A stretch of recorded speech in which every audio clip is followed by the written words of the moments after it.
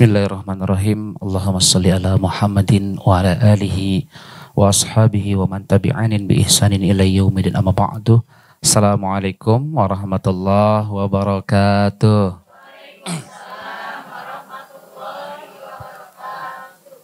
Alhamdulillahirabbil alamin.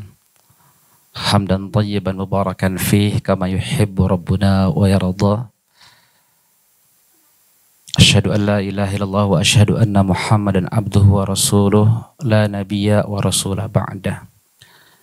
Pertama-tama marilah kita panjatkan puji dan syukur kehadirat Allah yang Maha Ghafur, Zat yang senantiasa selalu memberikan kenikmatan kepada orang-orang yang selalu bersyukur.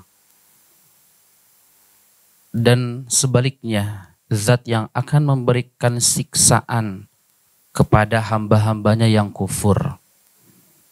Oleh karena itu kita sebagai hamba-hambanya yang senantiasa hari ini kita dimuliakan. Hari ini kita dibebaskan dari urusan dunia. Hari ini kita tidak dibebankan dengan segala urusan-urusan yang bersangkutan dengan dunia.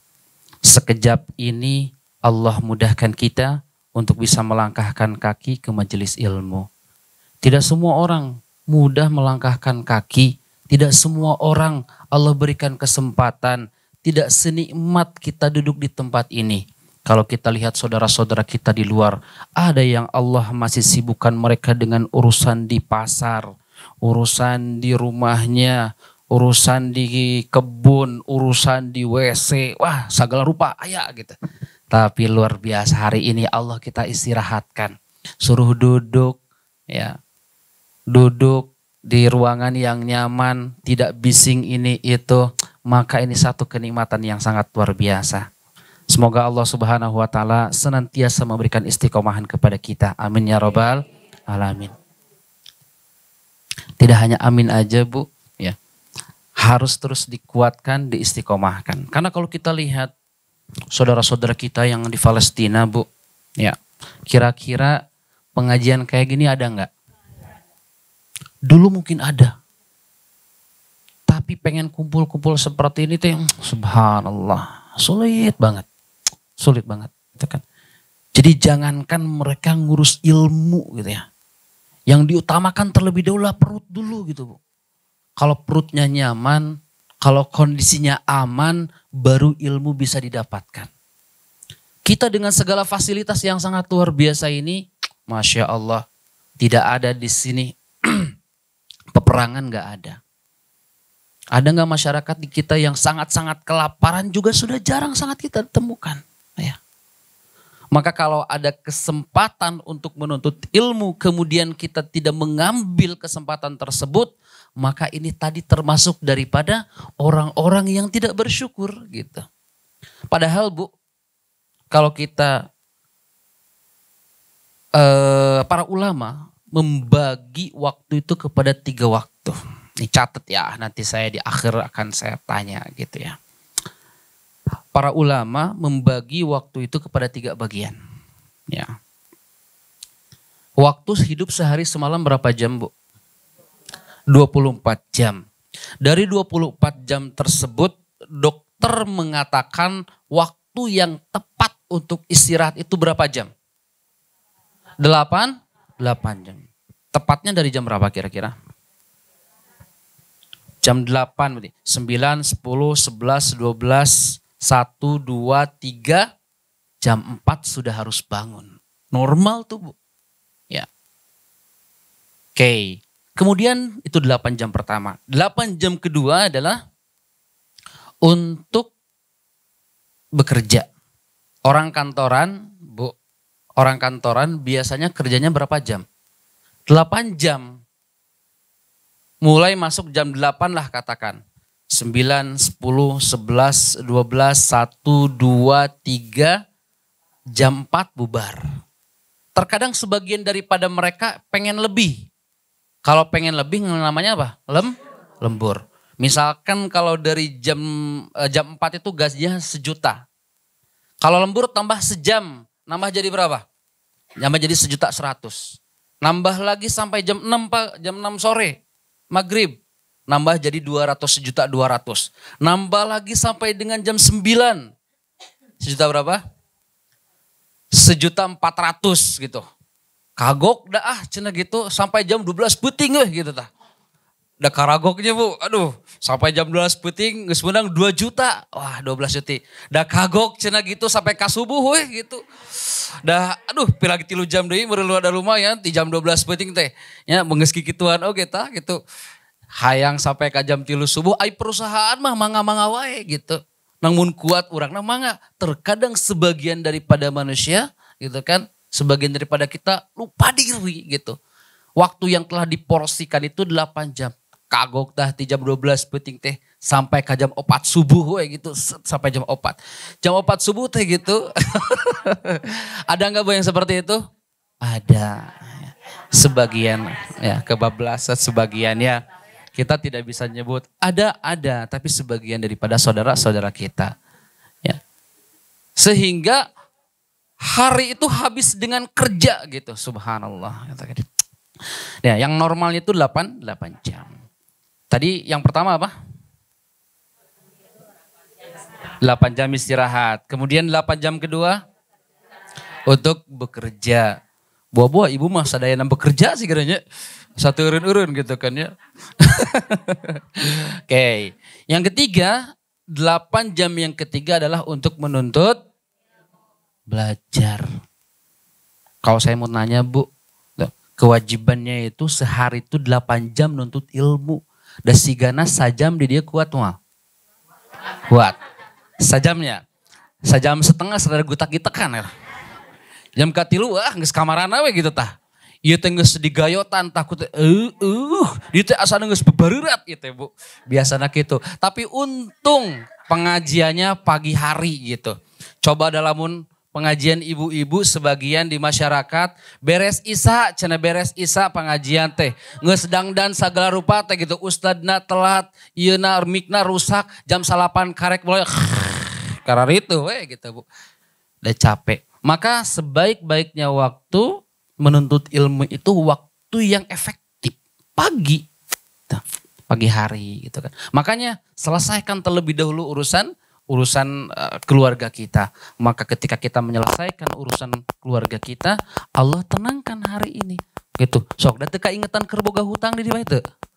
Teu. Daya aya nu dek nagih hutang daekeun moal. Moal. Matak lamun teu hayang ditagih hutang, ngaji we terus gitu. Da moal aya daek atuh nu datang, nungguan we tadinya Bang Emok teh gitu. Masya Allah gitu kan. Ya rek keluar ngaji deui gitu. Kamana sih pengajian jeung pengajian. Gitu. Baik, jadi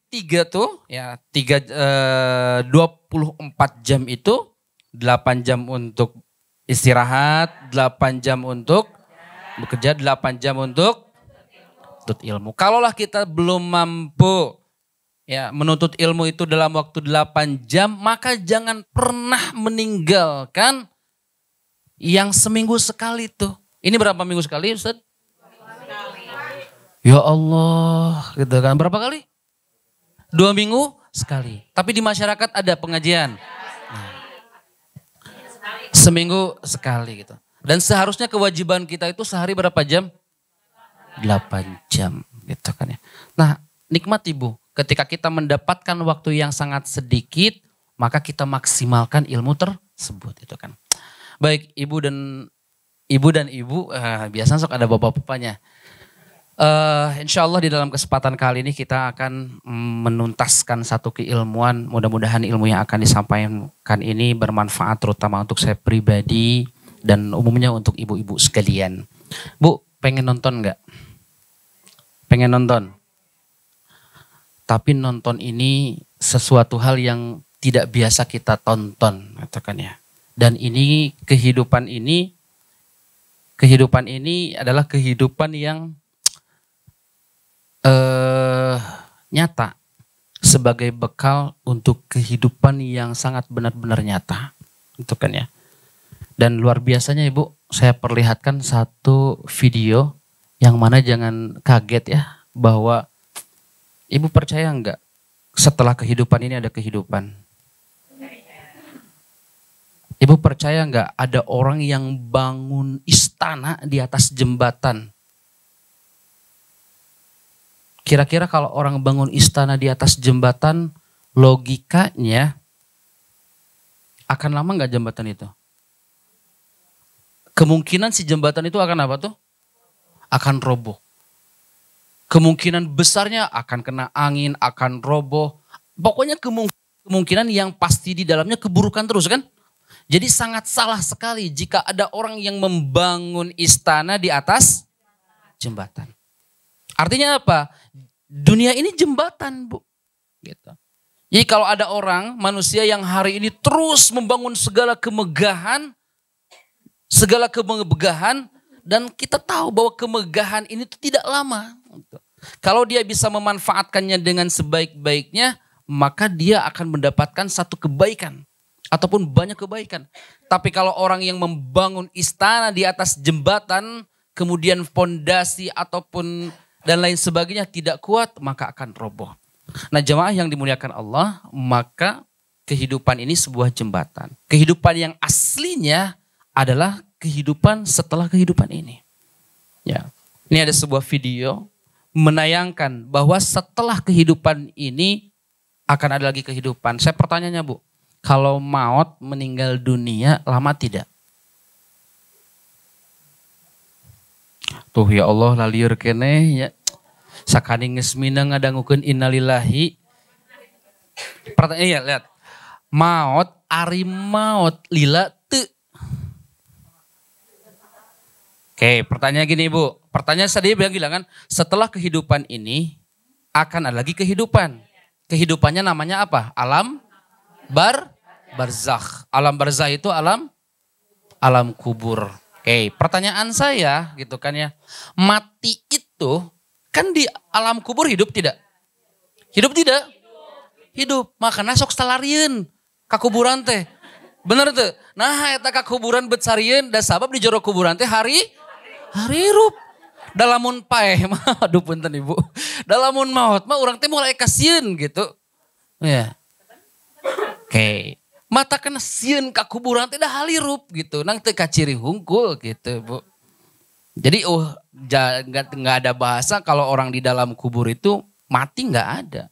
Karena pertanyaan saya tadi, pertanyaan adalah mati itu lama atau tidak? Sebentar, kira-kira berapa jam? Sok Ibu diajar. Hah? Nah, jadi jangan 2 jam, 3 jam. Bu, kehidup mati itu. Oke. Jadi kalau ada orang yang mengatakan bahwa mati itu lama, tidak tepat, Bu. Salah. Ya. Karena meninggal itu sebentar sekali. Gini nih, orang datang, orang dalam kondisi sakaratul maut. Nah, itu tanda-tanda mau meninggal tuh. Ya. Kemudian setelah itu apa yang terjadi? Datanglah malaikat maut. Datang malaikat maut dari mana mulainya? Dari kaki, Bu. Terus ujung kaki, terus ya, ujung kaki terus sampai ke sini. Nah, sampai tenggorokan maka nu maut ketuan teu kuateun teh geus di dieu. Maka dicabutlah dari sini. Ketika dicabut, ya maka matanya itu kemana posisinya ke atas.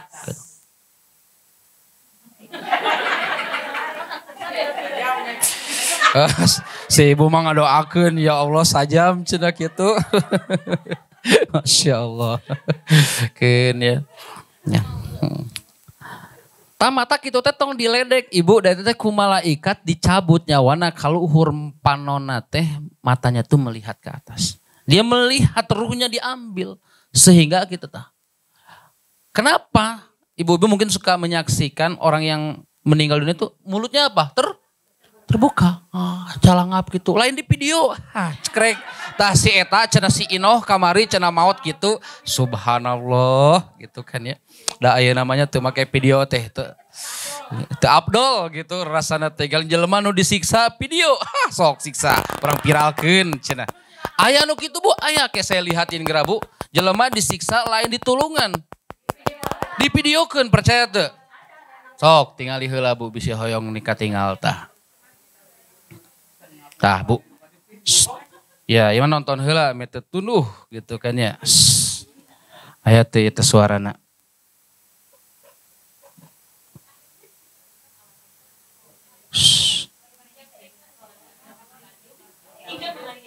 Tuh Bu.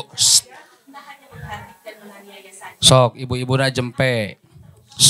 Nah, iya video Bu, bener tah. Karek GB diomongkeun aya videona gitu. Tah iya. Ya Allah, ditaranjangan. Naudzubillah. Ya. Subhanallah. Sekalipun ibunya sudah meninggal dunia, sebelum membawa Nenek Nortaji ke kediaman Siapalang, Arif Kemra sempat bertemu dengan anak Mbah Nortaji, Musrika. Musrika bahkan mengaku sudah ikhlas jika ibunya dibawa ke pria lansia dan tidak menyesal. Sudah diikhlaskan total ya? Gak menyesal nanti? Tanya Arif lagi. Enggak, ucap Musrika. Tak hanya itu, Musrika juga meminta untuk tidak memberitahunya jika sang ibu meninggal dunia. Subhanallah. Allah. Bisa dikabarin nggak apa-apa Pak? Jawab Musrika. Sementara warga setempat mengatakan kejadian itu terjadi sudah 1 bulan yang lalu, namun baru viral sekarang. Ia memviralkan itu petugas dari Panti Jompo setelah dihubungi oleh salah satu tetangganya setelah terjadi penganiayaan itu. Ujarnya, sehingga oleh petugas Panti Jompo langsung dijemput. Dan kepada petugas, anaknya juga bilang kalau sudah tidak mau merawat lagi. Tambahnya, pemberian izin tersebut menurut Fauzi, lantaran anaknya Ya Allah. mau bertemu dan enggan merawat ibunya lagi, sehingga pemerintah desa mengizinkan petugas dari Panti Jompo Kota Malang membawa Nortaji. Janlau Tribun Edge. Oke, Ibu yang dimuliakan Allah. Nanti kan kita akan masuk judulnya apa? Kedudukan wanita di hadapan Allah. Kayak tadi ceritanya balik lagi karena tadi ngomong kudu dipiralkeun aya videona gitunya. Baik, lanjutnya Ibu, bahwa kehidupan ini tuh sebentar. Ya, kehidupan sebentar dan mati pun sebentar. Meninggal itu kurang lebih ketika seorang diambil nyawanya tuh diambil, setelah diambil itu hanya hitungan detik Bu. 1, 2, mungkin sekitar 10, tadi Ibu bilang tadi sejam 2 jam gitu ya. Itu hanya hitungan detik. Mungkin 15 detik, 1, 2. Setelah orang meninggal dunia, lalu arwahnya, ruhnya keluar. Dan dia akan melihat dirinya apakah saya ini mati atau tidak. Dia bertanya-tanya pada dirinya, apakah benar saya ini mati atau tidak gitu. Ya, belum, di sana masih melihat dirinya, terkaget-kagetkan dengan apa yang terjadi pada dirinya. Ruas gitu. Ya tong boborah nu maut gitu. Urang ge ningali keluarga urang gitu. Nu maut ruas. Apalagi dirinya sendiri. Jadi mati itu gak lama. Waktunya sedikit, sekitar detik, 15 detik lah mungkin. Sekitar prediksi itu. Ya selama ketika diambil, yang lebih parah itu adalah ketika dia di sakaratul mautnya yang lama. Naudzubillah min dzalik. Gitu. Lalu diambilan, setelah diambil, apa yang terjadi? Ya, dia hidup kembali. Nah, kehidupannya itu sudah bukan lagi kehidupan di dunia, namun masih menyaksikan seisi dunia. Ibu yang dirahmati Allah Subhanahu wa taala, dan dia akan hidup lagi nanti dengan jasadnya itu manakala sudah dimasukkan ke liang kubur. Ada orang nggak percaya, Bu. Ada orang yang tidak percaya bahwa di alam kubur itu tidak ada kehidupan, tidak ada kenikmatan, bahkan tidak ada siksaan. Ada orang yang percaya, ada orang yang gak percaya. Sehingga dia mempersiapkan diri, ada orang yang dimasukkan ke alam kubur. Ya, dia ikut masuk, lalu divideokan Bu. Pernah lihat gak Bu? Ini saya mau liatin ya. Meskipun ini ilustrasi, video, namun ini memperlihatkan bahwa ada orang yang tidak beriman. Gitu. Terpercaya, makanya dia masuk. Ini videonya saya perlihatkan. Bismillah.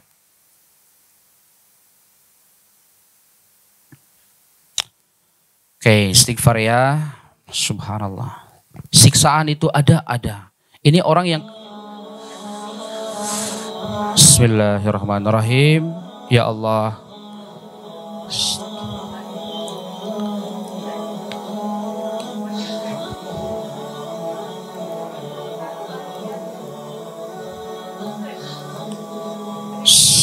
Astagfirullahaladzim. La ilaha illallah. Di pinggirnya itu ada mayit, Bu.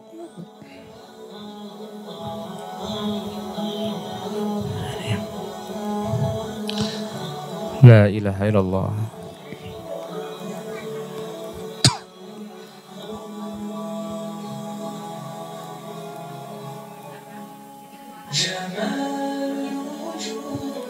Oke, ditutuplah. Nah, benar tuh, malaikat itu datang beberapa menit lah setelah sebagian manusia meninggalkan kuburannya. Ya kalau ini kan film, ini film tapi gambaran. Ini memang film tapi gambarannya seperti ini, Bu. Allahu Akbar, la ilaha illallah. Subhanallah. La ilaha illallah, wallahu akbar. Astagfirullahaladzim. Astagfirullahaladzim. Astagfirullahaladzim. Astagfirullahaladzim. La ilaha illallah. Astagfirullah. Astagfirullahaladzim. La ilaha illallah.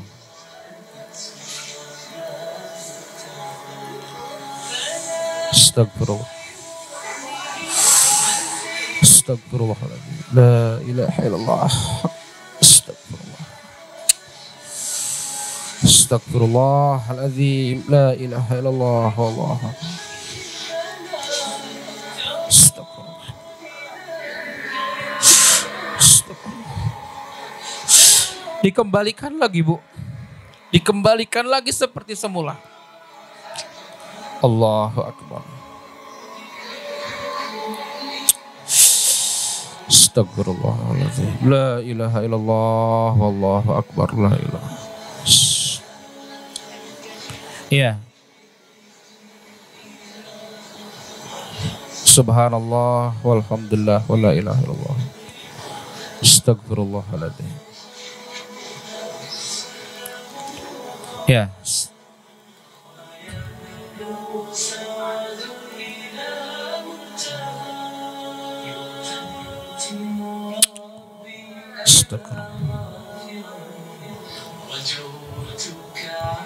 Allahu Akbar.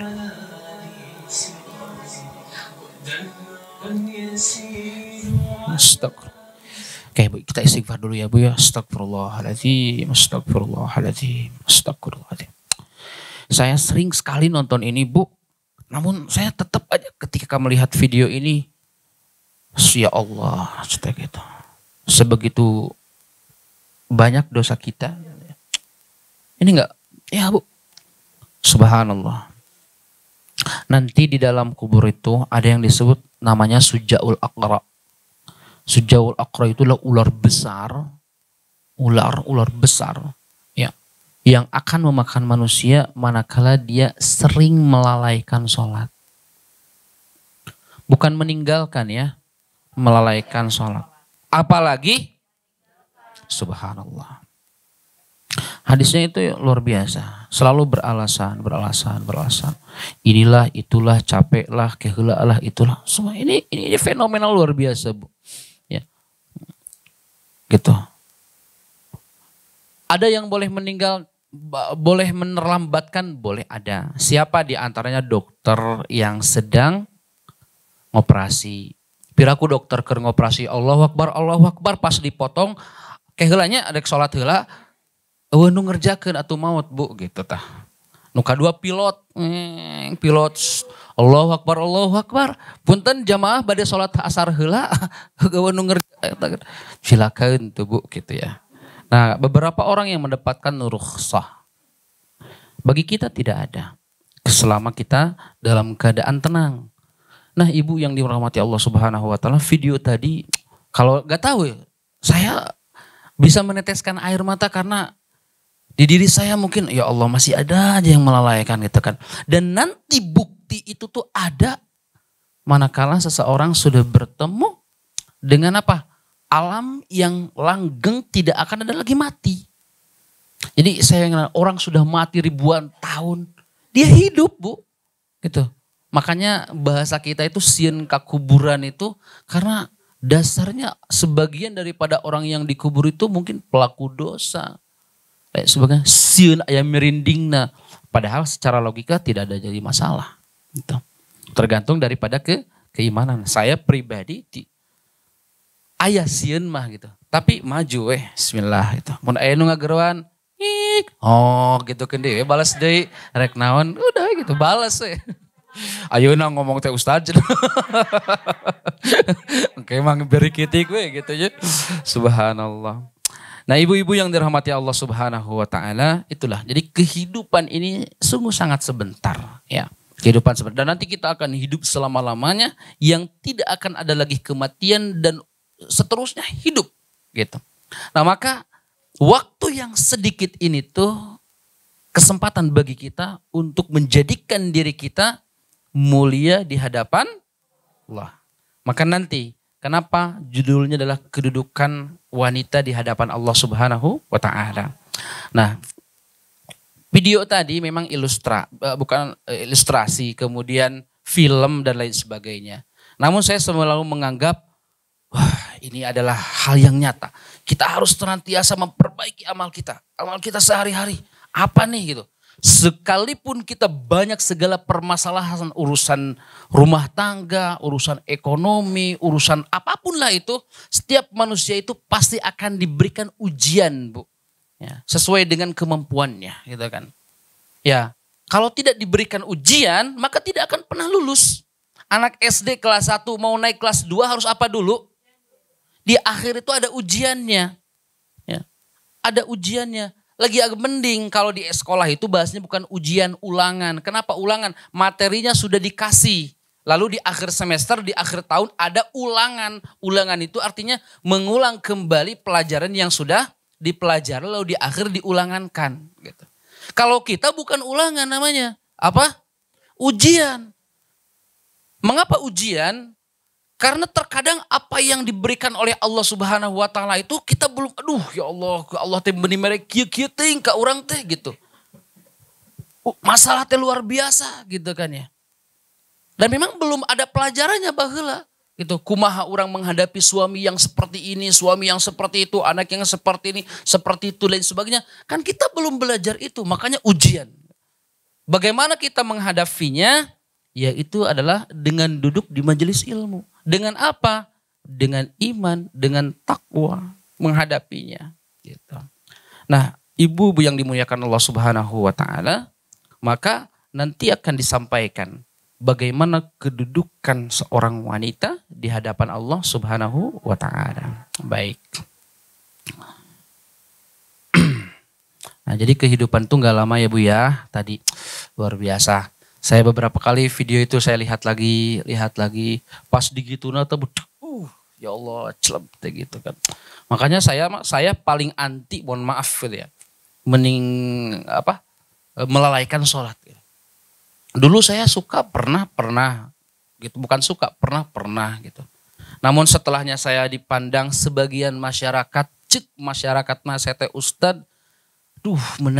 Megang kata itu tuh berat Bu gitu kan. Kudu jadi percontohan apalagi rumah saya pinggirnya masjid, ini rumah gitu. Dibangunkan oleh Yayasan Ar-Royah yang sekarang di bawah mimbar tauhid gitu kan. Jadi saya itu cuman selangkah gitu ke masjid. Rumah saya di terminal Bu. Terminal jalur. Nah, jadi kalau ibu ke terminal jalur itu ada masjid gede gitu ya. Itu masjid saya. Gitu. Dan di kesana boleh sekali gitu kan ya. Gitu. Saya tinggal di terminal gitu. Difasilitasi oleh Yayasan Mimbar at-Tauhid. Nah, ibu yang dimuliakan Allah Subhanahu wa ta'ala, kedudukan wanita di hadapan Allah Subhanahu wa ta'ala. Islam memandang wanita, kedudukan wanita di hadapan Allah sangat mulia, bahkan terhormat. Bahkan Islam datang untuk mengangkat martabat wanita yang pada masa jahiliyah sering direndahkan atau tidak dihargai. Wanita itu Bu, dulu bahkan zaman Fir'aun, laknatullah alaih gitu kan, setiap bayi yang lahir ya perempuan atau di zaman sebelumnya gitu kan, perempuan yang lahir itu tidak bermanfaat karena tidak bisa berperang, maka dibunuh. Adapun manusia-manusia, perempuan-perempuan yang sudah balik dewasa dimanfaatkan dan lain sebagainya gitu. Sehingga ketika masa jahiliyah, wanita-wanita itu serasa tidak terhormat. Ketika mereka haid, ya, mengeluarkan haid, posisi dengan haid, mereka diasingkan. Ini kotor, ini perempuan sedang kotor, dijauhkan, difaviliumkan. Baru setelah suci dimanfaatkan lagi. Dimanfaatkan lagi dan dimanfaatkan lagi. Nah sehingga Allah Subhanahu wa Ta'ala mengangkat derajat perempuan itu sampai Rasul SAW sampai menyebutkan 3 kali ibumu, ibumu, ibumu, gitu kan ya. Bahkan ibu yang dimuliakan Allah Subhanahu wa Ta'ala di Turki mungkin sekitar 20 tahun yang lalu, seorang perempuan itu tidak diperbolehkan menggunakan hijab. Bahkan siapapun yang menggunakan hijab, polisi-polisi pada saat itu di sana ya, dicabutan, dirazia dan lain sebagainya. Ya. Itu tuh mereka yang ingin menjaga kehormatannya. Bahkan mohon maaf di barat itu perempuan, saya mohon maaf gitu ya, antara kehormatan dan tidak ada kehormatan tuh susah membedakannya. Artinya apa? Mereka tidak punya kehormatan. Mereka tidak punya kehormatan, bahkan mohon maaf ya di Meksiko. Di Meksiko itu ada hari bebas sedunia. Dan hari bebas sedunia itu sebagian daripada mereka apa yang melakukan? Ya karena kebutuhan duniawinya seperti halnya binatang gitu kan ya, seksualisme gitu kan. Mereka jalan santai, ibaratnya kalau kita mau jalan santai dengan tanpa menggunakan busana. Dan itu hal biasa gitu kan. Wanita di sana itu tidak berharga. Hanya sebagai pemuas nafsu saja gitu kan. Nah, makanya Islam datang, ya Allah Subhanahu wa Ta'ala memuliakannya, memberikan penghormatan lebih kepada seorang wanita, bahkan untuk mengangkat martabat seorang wanita dari zaman jahiliyah untuk yang dulu direndahkan, hari ini luar biasa diistimewakan. Nah, ibu yang dirahmati Allah Subhanahu wa Ta'ala, tetapi sebagian daripada kaum wanita Allah sudah mengangkat, namun mereka sendiri yang merendahkannya.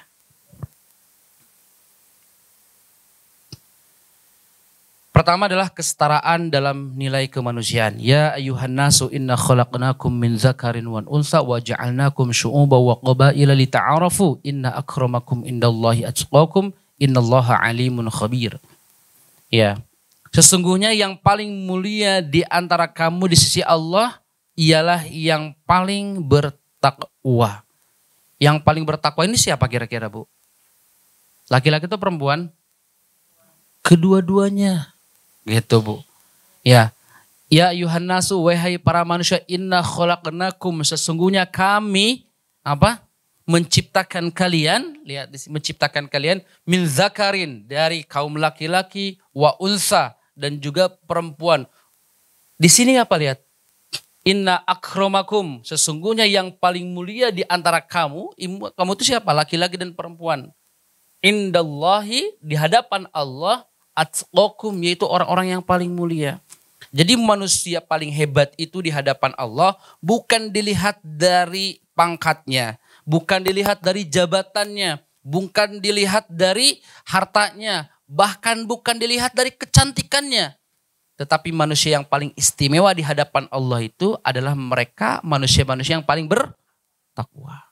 Tapi sulit tidak? Sulit luar biasa, Bu. Tidak mudah menggapai takwa. Artinya wanita memiliki peluang yang sama dengan laki-laki untuk mencapai derajat tinggi di sisi Allah Subhanahu wa Ta'ala. Jadi jangan sampai menyalahkan. Gitu. Artinya gini, suaminya misalkan ngaji, istrinya tidak. Kira-kira yang mendapatkan pahala siapa? Kok bisa dua-duanya? Suaminya mendapat pahala karena dia mendapatkan ilmu. Tetapi perempuan itu, Bu, bisa sama mendapatkan ilmunya. Yaitu dengan apa? Mengikhlaskan hati, seburuk apapun karakternya, sejelek apapun karakternya. Karena Allah utus yang ini gitu. Ini laki-laki diutus ke kita gitu kan, tujuannya supaya kita bisa berdakwah. Karena dakwah itu bukan hanya sebatas tugas ustadz, tugas ajengan, tugas kiai, tugas ulama, bukan. Dakwah itu secara bahasa artinya mengajak kepada kebaikan. Itu namanya dakwah. Kalau taklim, talim itu mengajar. Mengajar itu harus perlu apa? Punya apa dulu? Punya ilmu. Kalau dakwah itu mengajak kepada kebaikan. Ibu kira-kira ada dalilnya nggak tahu, Qurannya nggak tahu, hadisnya nggak tahu, ngajak tetangga buat pengajian ke sini bisa nggak? Itu namanya dakwah. Hai orang pengajian, sakit tuh. Itu. Untuk pengajian kayak kena neraka. Aduh. Bukan, Bu. Bukan seperti itu. Jadi dakwah itu mengajak kepada kebaikan. Ya, kalau kita belum sempat, belum mampu menyampaikan keilmuan, maka tugas kita berdakwah. Dakwahnya dengan apa? Dengan melakukan kebaikan terhadap orang yang ada di sekitar kita. Lihat Bu, sekalipun keluarga kita banyak masalah luar biasa. Suami saya tidak sesuai yang saya inginkan. Suami saya tidak sesuai yang diharapkan.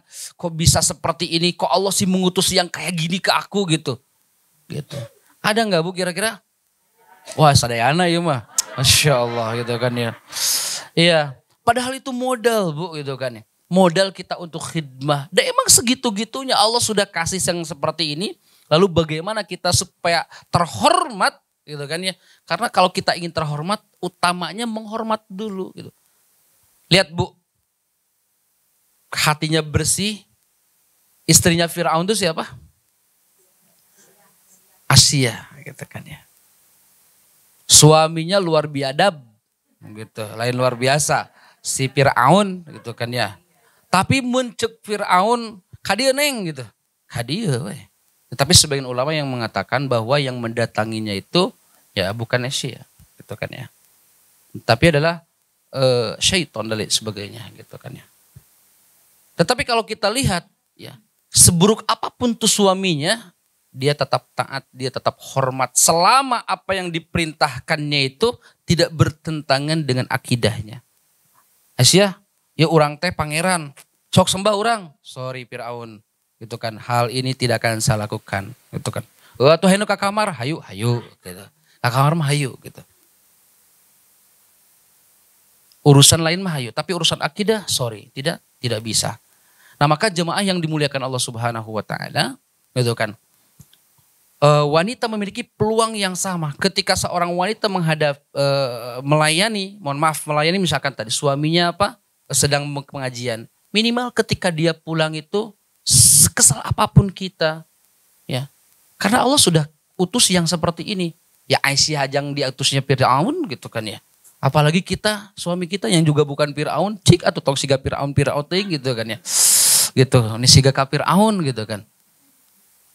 Udah gitu, nikmatin aja kehidupan ini kok gak lama, sebentar Ibu gitu kan ya. Sebentar banget gitu kan ya. Nah maka supaya kita ingin mendapatkan ilmu tersebut, ya sudah minimal datang ke rumah tenang, kita tenang aja. Seburuk apapun masalah yang pernah ada di dalam rumah tangga, istri saya selalu bilang gitu kan, menghadapi masalah itu kuncinya satu, tenang. Nah, dulu saya suka aneh-aneh Bu gitu ya. Wah kalau udah emosi itu luar biasa. Tuh lihat tuh sekarang anak kamu sekarang sama seperti kamu. Aduh ya Allah seperti itu kan. Kenapa nih anak-anak yang marah-marah? Gaya marahnya itu sama ke adiknya itu. Subhanallah kok bisa ya sama. Ya itu kamu cina kalau lagi ngamuk gitu. Ya. Makanya sekarang diem aja. Kalau lagi kesel gitu. Aduh kesel ke istri, kesel ke anak-anak gitu. Diem. Ya Allah sebentar kok gitu. Sebentar, saya bilang tuh sebentar gitu kan ya. Tenang, menghadapi masalah itu tenang gitu kan ya. Semua masalah pasti akan berlalu. Pasti akan berlalu. Nah itu tuh untuk melihat Allah Subhanahu Wa Taala, untuk melihat ya perempuan istimewa dengan yang tidak istimewa, yang tidak sabar, perempuan yang tidak sabar akhirnya apa tuh? Ya sebagian daripada mereka, mohon maaf gitu kan, karena tidak sabar, tidak mendapatkan hak sebagai istri dari suami, nafkah dan lain sebagainya, yang tidak sabar menjual kehormatannya gitu kan. Menjual kehormatannya dengan harga yang sangat murah gitu kan. Ya kalau Ibu pengen lihat gitu kan ya, di Bandung, di mana subhanallah, itu berjajar luar biasa gitu kan. Saya tahu karena saya melihat tengah malam itu kan ke Bandung, subhanallah gitu kan ya. Cenah gitu bade, subhanallah gitu. Ya saya sagorenganan cenah gitu kan, subhanallah. Padahal wanita itu mulia gitu kan ya. Ya Allah. Nah, jadi kembali lagi, wanita memiliki peluang yang sama dengan laki-laki untuk mencapai derajat yang tinggi di sisi Allah Subhanahu wa taala itu kan ya. Kemudian yang kedua adalah kesetaraan dalam pahala dan dosa. Segala amal ibadah, kebaikan maupun dosa akan dinilai sama tanpa diskriminasi gender. Kadang sebagian ada yang mengatakan seperti ini, Bu. Bukan. Wanita itu akan ditanggung seluruhnya oleh laki-laki. Pernah nggak dengar kalimat itu, Bu? Jadi apapun yang dilakukan oleh istri akan ditanggung oleh suaminya, benar nggak? Nah itu tuh keliru, Bu. Wala taziru waziratu wizra ukhra. Setiap orang itu menanggung pahalanya sendiri untuk sendiri, dosanya sendiri untuk sendiri. Jadi jangan sampai Ibu gitu kan ya, Ibu melakukan ini itu lain sebagainya, misalkan Ibu tidak berhijab, Ibu melakukan hal-hal yang dosa, kayak kebagian suaminya. Iya, suami itu akan kebagian dosanya manakala si suami tidak pernah, bahkan belum pernah mengingatkan. Tugas salaki mah, neng atuh nganggo kerudung, keluar teh izin, sakitu sakali weh. Terus kita tidak melakukannya, maka dosanya bukan lagi buat suami. Selama-lamanya buat kita. Gitu, Bu. Gitu. Jadi, ya saya kadang sebagian ada yang mengatakan, ya, semua dosa istri itu ditanggung suami. Kenapa? Allah mengatakan wala taziru waziratu wizra ukhra. Setiap orang itu menanggung dosa-dosanya masing-masing. Istri ya istri, suami ya suami. Namun ada kewajiban suami untuk wajib mengingatkan istri. Manakala tidak diingatkan, semua yang dilakukan oleh istri itu dosanya ke suami. Gitu. Anak perempuan kita, contoh, udah keluar bebas tanpa kerudung, tanpa hijab. Bu, Pak, suami teh dapat dosa. Gitu. Diingatkan, tapi tugas suami nggak boleh sekali. Terus-terusin aja ngingetin sampai detik darah penghabisan terus diingetin. Gitu kan. Ya. Terus diingatkan, gitu kan. Karena suami ini bebannya luar biasa, Bu. Nanti ketika di akhirat itu suami tidak akan dulu ditanya amalan ini, amalan itu lain sebagainya dulu gitu kan. Keluarganya dulu gitu kan. Makanya beban mereka itu ringankan oleh kita gitu kan ya. Karena dakwah kita bukan keluar rumah. Dakwah kita itu di rumah gitu kan. Dakwahnya memaksimalkan diri, sekalipun tadi saya sampaikan. Wanita itu terkadang selalu sakit hati dengan perbuatan si laki-laki tersebut, perbuatan suami tersebut. Ya. Tetapi kita melihat contoh-contoh para sahabat gitu kan ya. Terus ada saya malain sahabat, atuh lain sahabat, atuh rada hade gitu. Dan sahabat mah dijamin naona, surganya dijamin, lain sebagainya. Nah ibu-ibu yang dirahmati Allah Subhanahu wa taala, masalah dalam ibadah. Jadi ibadah itu masing-masing. Ya. Suami-suami, istri-istri gitu kan ya. Ya. Jangan sampai karena suami sok ceramah, istri nanti cicing we di imah gitu. Tidak, Bu, tidak mendapatkan pahala tentang keilmuan, gitu kan. Dan wanita satu waktu harus menjadi peradaban di masa yang akan datang. Saya hari ini melihat istri saya, mohon maaf gitu ya. Kalau ngajarin anak itu sampai nangis luar biasa. Kadang saya awalnya nggak tega gitu. Biarin aja lah gitu. Yang penting dipukul gitu aja. Yang penting tidak fisik itu aja. Aduh ngajarin ammayata sa'alun, ibu ngajarin doa sholat.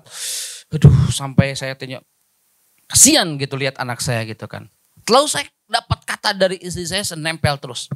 Lebih baik hari ini aku nangisin dia daripada suatu hari dia nangisin aku. Daripada suatu hari nanti aku nangis karena dia tidak bisa. Lebih baik hari ini aku buat dia nangis daripada suatu hari nanti aku nangis karena dia gitu. Sok ibu, lamun budak segala teu bisa. Nges gede mah di kieu di kitu teh hese, diajarkeun hese gitu. Luar biasa. Apalagi pendidikan sekarang, apalagi generasi sekarang. Luar biasa. Udah, saya biarkan saja anak saya supaya sama. Ya kalau sudah beres sama istri saya bagian upahan sini. Bunda itu sayang, terus diupahan. Jadi bundanya si Ganu galak gitu kan. Nanti ayahnya juga boleh galak. Harus baik gitu kan. Ya harus dirangkul sini yang diceritakan tentang ibu tuh mama tuh sayang. Itu luar biasa. Ya, karena yang paling banyak di rumah itu ibu gitu kan. Yang benar. Jadi moralnya di sana. Kalau ibu tidak bisa menularkan kebaikan kepada anak-anaknya, generasi yang akan datang itu hancur, Bu. Gitu. Nuh, tadi perempuan itu, mohon maaf, bisa dipandang dari dua sisi. Bisa menjadi yang salah ibunya karena dia mendidik tidak sesuai yang diharapkan. Kasar ting lah, keras ting gitu. Sehingga anak itu memorinya, mama mah jahat luar biasa, belum terbawa dewasa sakit hati, sehingga tepaduli geningan sok sanajan ditaranyangan di tengah dihareupeun rumah. Kan itu sudah di luar batas normal, Bu gitu. Anak melakukan itu kepada ibunya. Pertanyaannya bisa kalau minta menyalahkan mungkin salah ibunya. Karena dulu selama dia mendidik, setelah tegas, bukan kasar ya, setelah tegas rangkul anak itu. Jadi babetkeun heula, geus dibangkitkeun, gejretkeun, dejek we maot atuh. Jadi babetkeun heula, geus dibabetkeun, angkat gitu. Angkat derajatnya, angkat, berikan pujian, berikan sanjungan. Saya juga sama ke anak saya tuh antep ti magrib sampai ka isya mah urusan indungna we kitu tah. Sengajarkeun itu dan sebagainya. Sampai doa sholat, aduh ya Allah. Karena sahadi di pengajian titipkan ka guru ngaji, mual tentu seperti urang ngajar. Saya, Bu, mohon maaf, anak saya 3 kali dipindahkan sekolahnya. Pertama anak saya di kelas 1 SD disekolahkan di negeri 2 tahun karena dibully wae. Aduh, cetan dia yang dibully. Sakelas nate 30 orang, hiji guru 30 orang. Kata guru itu, aduh mohon maaf Pak, Bu, saya nggak bisa fokus maksimal ke anak ibu. Itu karena saya kan ngelayanin 30 orang, harus ada tambahan jam privat. Ya sok atulah di jam 1 sampai ke jam 2 setiap belajar jam sampai dibayar 25.000. Nama handai 20.000 kasih guru nate gitu. 2 tahun masih tidak maksimal. Aduh, karena nu privatna lain hiji gitu. Hampir setengah kelas gitu. Tenan nanti ya udah. 2 tahun saya ambil anak saya. Setelah itu saya masukkan ke sekolah Quran, Bu. Subhanallah. Sekolah Quran 2 tahun nih.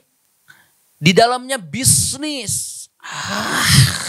Mahal mayar, iya gitu. Budakna, cetepi omongin deui cetek gitu. Akhirnya 2 tahun tersebut sampai dengan kelas 4 anak saya tuh. Saya keluarkan lagi. Karena tidak sesuai harapan. Akhirnya saya ngomong dengan istri saya, ini gimana anak kita nih, saya bilang. Akhlaknya, lingkungannya, ini itu lain sebagainya. Sudah disekolahkan sekolah negeri. Sekarang sekolah di swasta. Tahun ini kita keluarkan lagi sekolahnya.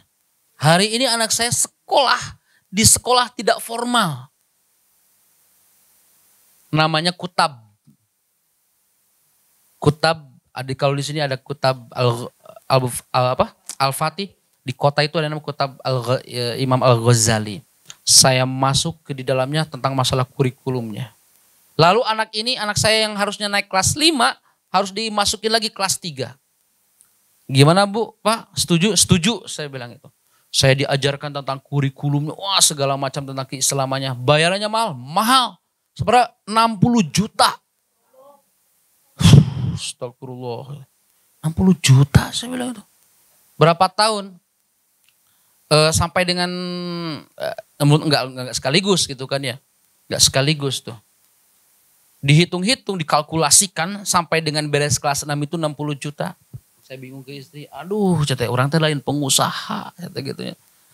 Tukang ngajar, tukang ngaji cetek gitu. Dibayar syukur henteu kudu ikhlas gitu. Adalah bismillah. Gimana tuh? Akhirnya adiknya juga pas banget. Adiknya gitu dimasukkan kelas 1, kakaknya yang harusnya kelas 5 jadi kelas 3. Karena keilmuannya nggak ada. Ketika anak saya ditanya siapa itu malaikat? Malaikat itu adalah Allah. Hah? Pas di tes ujian tuh, aduh ya Allah sakitnya meureun budak ustad gitu. Astagfirullah. Oh, saya bilang, udah saya putuskan ke istri saya, anak ini masuk lagi kelas 3. Saya bilang itu kan. Karena ingin pendidikan terbaik, kakaknya 60 juta, adiknya 60 juta, gitu kan. 120 juta, sakit tekan kelas SD, Bu. Saya duka duitnya di mana? Ting gitu. Yakinlah, bismillah gitu. Bulanannya 500-400 ribu gitu. Saya ngitung, Bu. Sampai dengan 6 tahun itu saya cicil sabulan 100 ribu. Gimana? Atau 200 ribu. Sekolahnya mau, gak apa-apa gitu. Silakan. Kalau ada masalah dengan keuangan, sampaikan kepada kami gitu kan ya. Ya saya bisanya kayak gini. Saking ingin yang terbaik untuk anak dan suatu hari nanti supaya dia tahu bahwa ayah ibunya mengangkat derajatnya dari masa kecil, maka saya tidak tanggung-tanggung sekolahkan ke yang luar biasa. Saya bilang itu kan. Nggak apa-apa, bagian saya yang nyari duit. Saya bilang itu kan, kamu tugasnya berikan pendidikan terbaik, pelayanan terbaik untuk anak saya. Gitu kan. Saya yang nyari duitnya ini tuh. Saya nggak bekerja secara finansial. Dia maksimal kerjanya di rumah.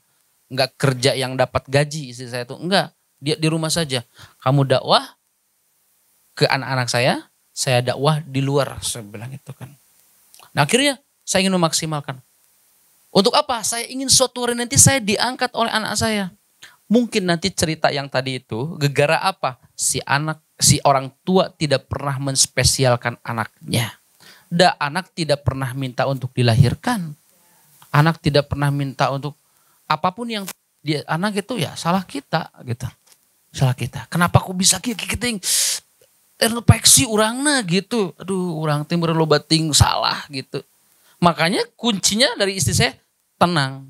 Menghadapi masalah itu tenang. Seberat apapun masalah saya tenang. Istri kabur.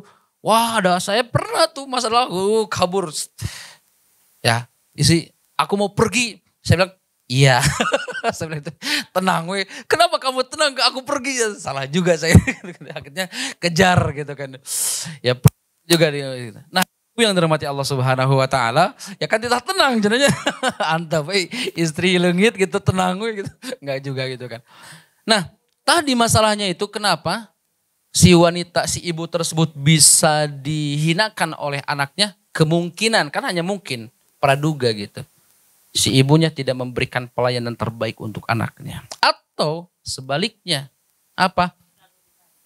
Si ibu memberikan kebebasan untuk hidup bebas, silakan gitu kan. Sehingga si anak tidak punya ilmu agama, si anak tidak punya pendidikan, si anak tidak tahu ilmu tauhid, anak tidak tahu ilmu hati, anak tidak tahu kehormatan, anak tidak tahu hal-hal kebaikan. Wajar gitu. Si anak tersebut bahkan ada satu lagi videonya, Bu. Videonya itu ya saking apanya tuh? Iya mah inung teh geus teu manfaat gitu kan ya. Karena si anak tidak dibekali ilmu agama. 74 tahun dididik ke panti jompo gara dua anak kandung orang tuanya tak sanggup. Ketua Yayasan Pria Lansia Husnul Khatimah, Arif Chandra pun sempat terkejut atas nasib nenek Nasika 74 tahun yang dititipkan oleh dua orang. Tinggal ibu dibotakan ini. Ya Allah. La ilah. Tuh. Jika nanti sudah ditinggal di panti jompo, Arif Chandra pun sempat mengajukan syarat yang sangat berat agar niat kedua putri tersebut urung terlaksana. Di luar dugaan bukannya membatalkan niat, kedua kakak beradik itu justru semakin berkeras untuk menitipkan ibunya.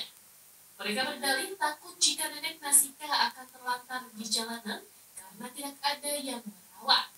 Melihat tekad bulat mereka, akhirnya pihak Geria Lansia memutuskan untuk merawat nenek Nasika.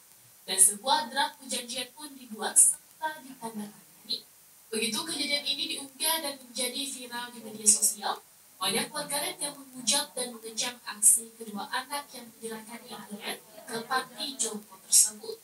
Akibat banyaknya hujatan serta kecaman yang diterima, kedua kakak beradik tersebut pun merasa gundah, bahkan menangis, seraya meminta izin untuk mengambil kembali ibu mereka. Nah, jadi niat awalnya itu si kedua anak ini tuh karena sudah tidak mampu merawat ibunya di panti asuhankan. Setelah itu karena viral di media sosial, si ieu teh, sia teh cenah kitu ka indung, tetangga lah biasa gitu. Ada rasa malu. Setelah rasa malu, wah dihujat ku netizen, ku tetangga bebeakan segala rupa, akhirnya diambil kembali. Tetapi masalahnya sudah terjadi. Angar we goreng gitu. Gitu. Meskipun ayeuna ibaratnya geus ngaludah, rek ditarik deui da geus kaluar gitu ludahna. Gitu. Kok hal ini bisa terjadi? Apa yang menjadi masalah?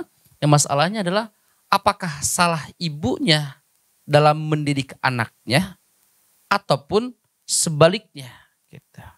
Nah, ibu yang dirahmati Allah Subhanahu wa taala, kita kembali lagi.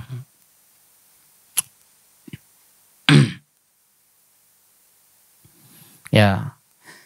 Jadi masalah ibadah, kebaikan maupun dosa akan dinilai sama tanpa diskriminasi. Jadi laki-laki, perempuan, mohon maaf, siksaannya sama, pahalanya sama gitu kan. Maka jangan pula pilih, kene dangke salaki nu tanggung jawab, Jangan, Bu. Itu urusan masalah ibadah masing-masing. Ibu baca Quran, suami tidak baca Quran, pahala ibu untuk ibu. Suami baca Quran, pahalanya untuk suami, bukan untuk ibu.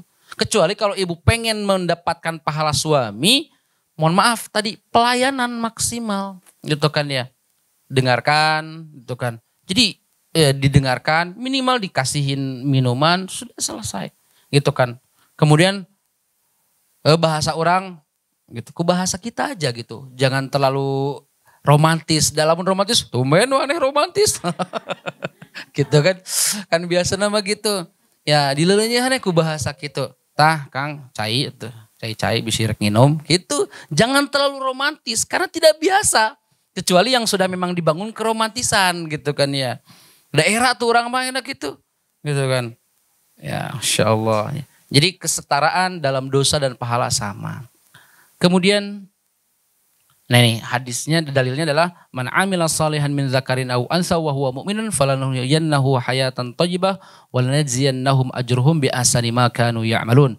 Barang siapa mengerjakan amal saleh baik laki-laki maupun perempuan dalam keadaan beriman, maka pasti akan kami berikan kepadanya kehidupan yang baik gitu. Jadi ibu memang harus belajar.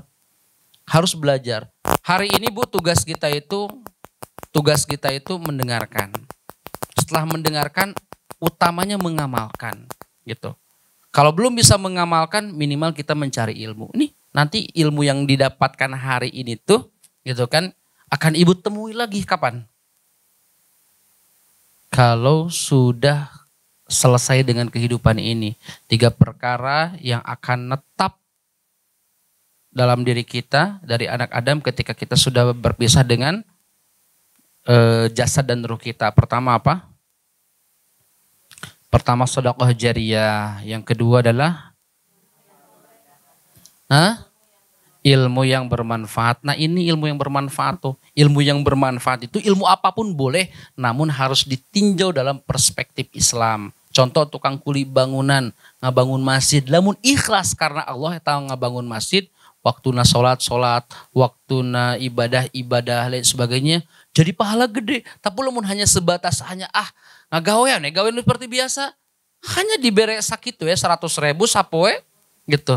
Tapi kalau dia benar-benar niat lillahi ta'ala gitu kan ya, gitu, pahalanya lebih besar gitu kan ya. Ya ilmu tentang bangunan, yang utama itu ilmu tentang ini, ilmu tentang akhirat. Nah ibu nanti akan temukan apa yang hari ini pelajari kelak di alam barzakh. Yang ketiga adalah waladun solihun yad'un anak yang soleh yang mendoakan kedua orang tuanya gitu. Nah maka modal anak soleh itu kitanya dulu soleh gitu. Kalau kita belum bisa mampu ngajarkan ngaji can bisa dorong sinaka pengajian ti magrib sampai kaisa teh ulah di imah kudu di masjid. Saya di rumah Bu berprinsip dengan istri tidak ada televisi. Jadi saya ini tidak punya televisi dari awal nikah sampai dengan sekarang.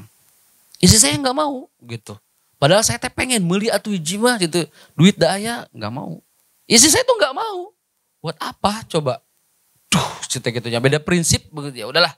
Sampai detik ini saya, istri saya dan anak nggak pernah beli televisi. Di rumah nggak ada televisi, Bu.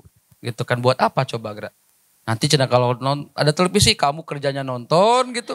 Ya, oh iya ya cerita gitu. Ya kan nonton berita ada cukup di handphone cina gitu. Ya sudah.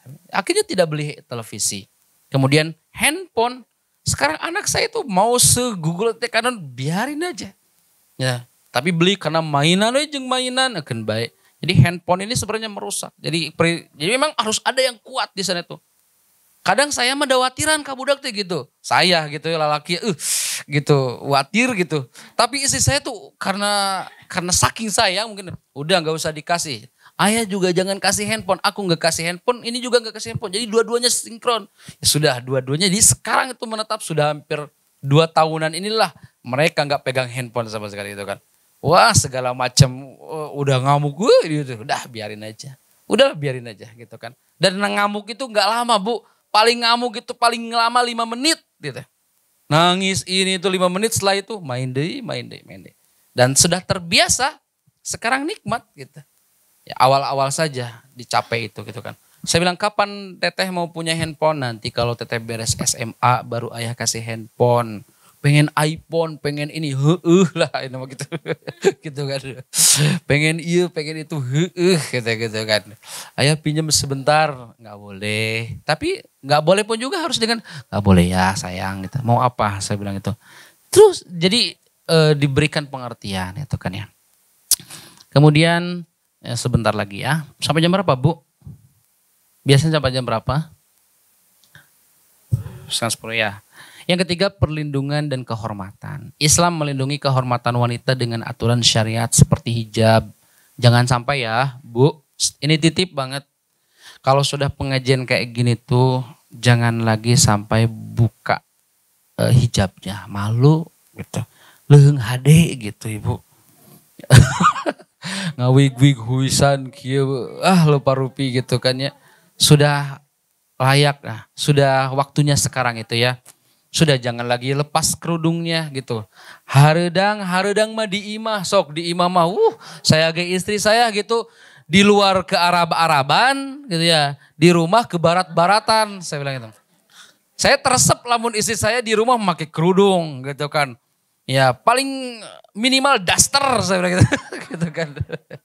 Iya, tong segala ditutup saya bilang gitu. Saya teh normal gitu. Gitu masuk ke rumah mah bedakeun gitu ya. Lamun di luar kudu ke Arab-Araban gitu. Karena mata laki-laki itu harus dijaga Bu gitu kan ya. Ya, saya komunikasi dengan para lelaki ngobrol-ngobrol. Wah, laki-laki itu sebenarnya nggak butuh duit gitu. Duit kalaupun dia punya untuk istrinya, untuk keluarganya. Jarang lelaki teh jajan makanan Bu, jarang. Saya kalau makan da boga duit ge lebar dah gitu yang jajan ieu teh gitu keur anak keur pamajikan kan. Karena mohon maaf gitu kan Bu ya. Laki-laki itu hanya dibutuhkan 3 perkara. Kemudian perutnya dan kemaluannya. Udah, kalau itu terpenuhi aman gitu Bu. Gitu. Iya, apalagi itu gitu kan ya. Gitu. Itu aja yang ibu urus itu cuman segitu doang gitu kan. Yang diurus itu matanya, apa susahnya untuk berdangdan gitu kan. Karena laki-laki itu sampai dengan mau mati itu tidak akan pernah bosan gitu kan ya. Tidak akan pernah bosan, mau ayah bosan lah gitu kan. Dan emang fitrahnya kayak gitu kan ya. Fitrahnya kayak gitu kan. Rek sugan aki-aki geus teu kuat, masih kena kuat nangtung eta nama gitu kan. Gitu kan. Nangtung gitu kan ya. Gitu kuat kene gitu kan. Karena memang fitrahnya kayak gitu. Beda dengan perempuan gitu. Beda wallahualam beda dengan perempuan gitu. Fitrahnya memang seperti itu gitu kan. Fitrah seorang lelaki gitu kan. Makanya ketika laki-laki tercukupi aman seluruhnya gitu kan. Perempuan sebaliknya. Perempuan itu bukan di bab itu, tetapi ketika kebutuhannya, pokoknya teu apal, teu yang apal kumaha di carana diimah, beas aya, sangu aya, budak jajan sakit weh gitu. Dah, dangdan aman sakit tuh. Gitu. Iya, ada perlunya duit deh. Saya tanya anak-anak saya gitu. Mau apa? Aku mau banyak uang gitu. Sebab anak saya baru usia yang satu 6 tahun, yang satu 10 tahun. Cita-citanya aku pengen banyak uang. Cina gitu. Gitunya gitu kan. Perempuan kecil kayak gitu. Laki-laki enggak beda gitu kan. Laki-laki otaknya beda. Bukan pengen banyak harta, pengen enggak gitu kan. Tapi memang mohon maaf ya, kepuasan. Udah selesai seperti itu gitu kan ya. Nah maka Islam melindungi kehormatan wanita dengan aturan syariat seperti hijab gitu kan. Wanita menggunakan hijab terhormat gitu Bu ya. Ya, wanita yang tidak menggunakan hijab, pertama wanita di luar apapun, mohon maaf Bu, saya pernah melihat di daerah Panglesiran ya. Seorang perempuan gila nugelo gitu. Kebetulan si perempuan gila tersebut gitu kan ya, dalam keadaan tidak menggunakan busana sama sekali. Nugelo ngaranna Bu. Tapi apa yang terjadi masih keneh aya anu video. Wah ya video. Berarti dan anehnya pun juga si perempuan tersebut hamil. Jadi wanita seburuk apapun dandanannya,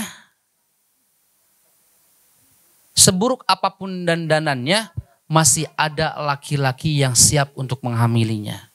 Segila apapun kondisinya masih bisa hamil. Kan logika nama lalaki resepna kanu bersih, lalaki resepna kanu gelis, tapi hawa nafsu gitu kan tidak bisa terbendung, sok sanajan nu gelo hamil gitu. Tuh, ya Bu si ibu gitu ya, seueur ya. Iya memang Bu. Jadi mohon maaf Ibu. Aduh punten ya rada cangkel ya. Insyaallah. Iya. Jadi kehormatan tuh di sana posisinya. Dilindungi kehormatannya. Maka perempuan ya saya kan miris gitu Bu. Perempuan gila bisa hamil gitu kan. Berarti apa itu? Ada kesempatan laki-laki jahat gitu kan yang tidak terpenuhi, mohon maaf gitu ya. Tidak terpenuhi, tidak tersyahwatnya. Maka jangankan ya orang gila pun juga dihamilin gitu. Bu naudzubillah min dzalik gitu kan. Ya, gitu. Maka perempuan itu sampai dengan posisi mohon maaf mau muda bahkan sampai tua pun juga tetap saja aurat gitu kan. Maka pertama dilindungi dengan syariat hijab. Kalau orang yang berhijab minimal era ada Bu gitu. Rek diganggu ge da era gitu. Aya perempuan misalkan pakaian sakieu nu hiji pake sakieu, anu hiji make jilbab, nu ngagoda teh, "Hei Neng, bakal ka belah mana?" Kanu seksi gitu. Da kanu hijab komo make cadar mah da areraeun sieun gitu kan. Sok. Lamun anu cadar ka dieu da sugan sok dihareureyan ku cara kadangu gitu. "Hei Neng, di kamaranan meuni make cadar."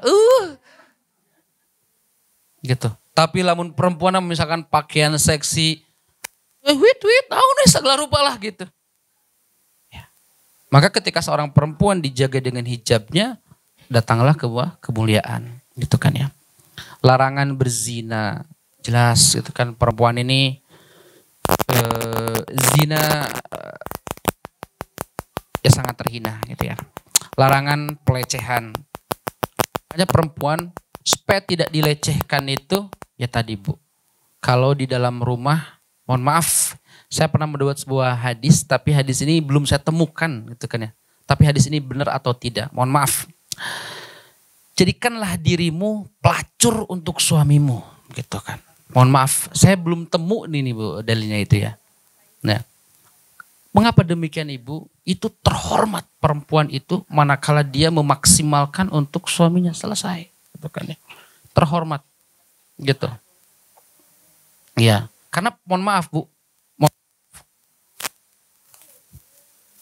Mengapa orang berani bayar pelacur? Satu, pelayanan maksimal. Gitu. Mereka dangdan dengan maksimal, seseksi mungkin, sewangi mungkin. Saya kalimat mungkin karena can pernah gitunya. Alhamdulillah. Iya, kalian bisa ya mungkin ya. Semaksimal mungkin itu memaksimalkan supaya datang pelanggan tuh. Tawar ini, tawar itu, lain sebagainya gitu kan. Gitu kan. Ya. Memberikan pelayanan terbaik untuk mendapatkan uang, betul kan. Nah, di sana dilecehkan tidak, secara kehormatan perempuan tidak dilecehkan karena sudah dibayar ini sebagainya, gitu kan. Tapi ibu-ibu yang dirahmati Allah Subhanahu wa taala, perempuan ini akan lebih mulia, gitu. Dia akan dilecehkan, bahkan diduakan manakala hak-hak suami tidak didapatkan di rumahnya. Maka si laki-laki pasti mencari pelampiasan lain. Pelampiasan lainnya dengan apa? Mohon maaf, melakukan sesuatu hal di luar syariat Islam yang tidak diketahui oleh suami istrinya. Gitu. Dan kenapa Ustadz bisa bicara seperti itu? Saya berkomunikasi pengajian bapak-bapak, masalahnya di sana. Itu dia tadi. Sugan enu ngagigila harta, gitu kan. Ya, itu saja babnya itu. Masalahnya tuh di sana lagi. Di sana lagi kebutuhan suami. Ya bilang, Pak, bapaknya yang kurang maksimal. Tugas bapak itu mencari kenyamanan untuk ibu. Saya bilang itu kan. Segala kebutuhan harus dipenuhi kebutuhan istrinya. Baik segi pakaiannya, dandanannya, makanannya, urusan ekonominya, anak-anak. Tugas bapak itu. Gitu. Coba cari duit yang banyak. Aman, selesai. Saya bilang gitu kan. Salahnya ada di bapak. Saya bilang, bapak duit ada eta hayang riut gitu. Makanya pak big bag gitu. Gitu. Ini tuh ya si ibu mah aduh Masya Allah gitu kan. Iya gitu kan ya. Emang harus gitu kan ya, ada timbal balik ya. Masya Allah. Ya ini menunjukkan dan kewajiban menjaga pandangan gitu kan ya. Sebenarnya wanita itu tidak butuh laki-laki lain, mohon maaf, selama dia terpenuhi segala kebutuhannya istrinya dari suaminya. Sagoreng naon salaki oge teu hayang ningali-ngaliri kana kakasepan anak gitu kan.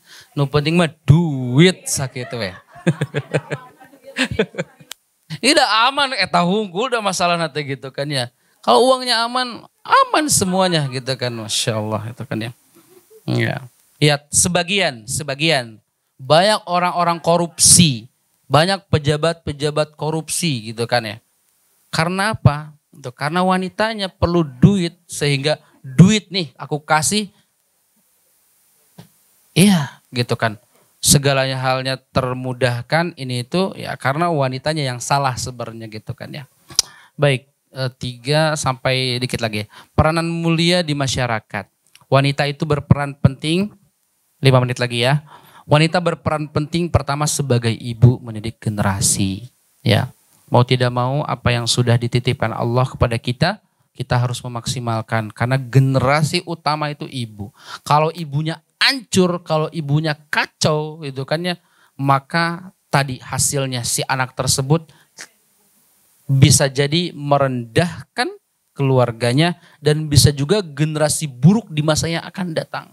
Kalau ibunya hancur, maka jangan pernah berharap, jangan pernah berpikir bahwa generasi yang akan datang baik. Tidak akan, Bu. Ya, mendidik generasi. Gitu ya. Oh, mangga Ibu, mohon ya, 5. Monggo, sok mangga. Ya, 5 menit lagi ya. Ini sampai jam 9:30. Ingatkan ya, jangan lebih. Yang kedua, jadi artinya pertama mendidik generasi. Apa yang telah dititipkan, maksimalkan. Kalau ibu belum bisa mendidiknya, maka titipkan ke lembaga-lembaga yang sekiranya mampu untuk mendidiknya. Kemudian yang kedua adalah wanita berperan penting sebagai seorang istri menjadi pendamping suami. Laki-laki tidak akan pernah ke kanan, ke kiri dan sebagainya manakala si istri tersebut mencukupkan kebutuhan-kebutuhannya. Dia tidak akan dihianati manakala, tapi Ustadz ada yang dihianati, biarkan urusan dia. Gitu kan, bukan urusan kita. Bahkan para ulama melarang ya si istri tersebut mengetahui kondisi dompet suaminya, mengetahui kondisi HP-nya lain sebagainya, mengetahui. Karena itu urusan suami, gitu kan. Kalau istri berhak untuk diketahui oleh suami. Tetapi kan orang sok penasaran wae gitu. Wah, cik ningali HP-na ya, timbullah permasalahan. timbullah permasalahan. Maka kembalikan ke Allah. Sesekali boleh ada sesuatu yang tidak sesuai, kita ingatkan dan akan diterima manakala diingatkan dengan baik. Ibu, lamun ditilang ku polisi, kehel deh. Kehel. Das taya araya polisi, silakan Bu, Pak, Bapak boleh kembali lagi, kemudian bawa SIM-nya ya. Setelah itu bawa juga gunakan helm. Setelah itu silakan pulang dengan baik. Ya, monggo Bu, kembali lagi, jangan dilanjutkan perjalanannya. Pertama ini proboden, kedua Bapak tidak menggunakan helm. Setelah itu silakan pulang kembali dan melakukan perjalanan, sempurnakan dulu helmnya. Sok itu tara polisi. Tara Bu, tilang we jeung ditilang. Tilang bukan diingatkan. Sekali lagi, istri menjadi pendamping bagi suaminya. Yang ketiga lah tokoh masyarakat, yaitu berdakwah dan berkontribusi dalam kehidupan sosial. Dakwahnya lain kieu, lamun ibu tuh bisa ceramah seperti ini, mohon maaf, maka tadi dakwahnya kan mengajak kepada kebaikan. Karena dakwah itu mengajarkan kepada kebaikan tidak perlu ilmu, hanya perlu pengalaman gitu ya. Kalau taklim itu si ustadz tuh harus belajar dulu. Kalau ustadz tidak belajar nanti akan menyesatkan gitu ya. Nah, ibu berdakwah sesuai dengan kemampuan ibu gitu ya. Kalau taklim harus yang menyampaikan ilmu itu adalah orang yang punya kapasitas keilmuan. Yang terakhir adalah nah ini jangan sampai Bu ya. Bahasanya al jannatu tahta aqdamul ummahat. Surga itu di bawah telapak kaki ibu. Surganya sudah Allah titipkan ke ibu. Ibunya jangan pinarakakeun hungkul gitu. Iya. Surganya sudah dititip ke ibu, maka karakter sifat ibu harus disurgain gitu. Karena anak itu mau mencari ibu. Surganya di ibu gimana kalau ibunya pinarakakeun hungkul urusan anak gitu ya. Oke, kemudian yang kelima adalah terakhir. Hak-hak yang dijamin Islam memberikan hak kepada wanita seperti hak pendidikan. Wajib ibu dapatkan dari suami. Ya, berikan. Istri saya, Bu, minta ke saya pengen lanjut S2. Saya bilang itu. Ternyata hari Rabu, Selasa yang akan datang, dia sudah daftar di UIN Bandung. Saya harus membiayainya karena dia nggak bekerja, hanya di rumah saja. Dan dia minta untuk belajar, saya ingin lanjut pendidikan. S2, ya sudah, saya bilang itu berapa biayanya, ya dicicil aja ya. Dan saya harus bolak-balik ke Bandung. Dia minta ke saya untuk pengen S2. Tapi dia setelah menyelesaikan seluruh urusannya, saya gak bisa nolak. Coba kalau banyak segala sesuatu hal yang ya emung digitu emung.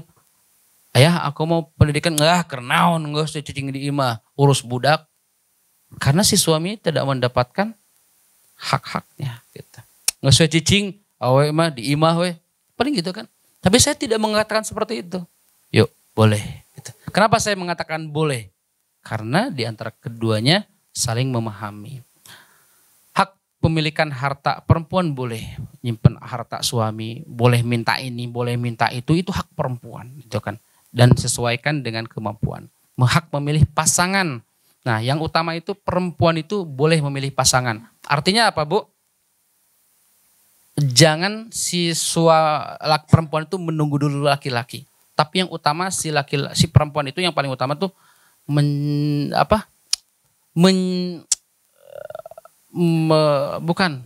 menawarkan diri. Menawarkan diri kepada lelaki dengan cara bukan langsung ke lelakinya. Cari orang yang alim, misalkan Pak Ustadz, saya sudah siap menikah dan saya ingin si laki-laki itu yang menikahi saya gitu kan ya.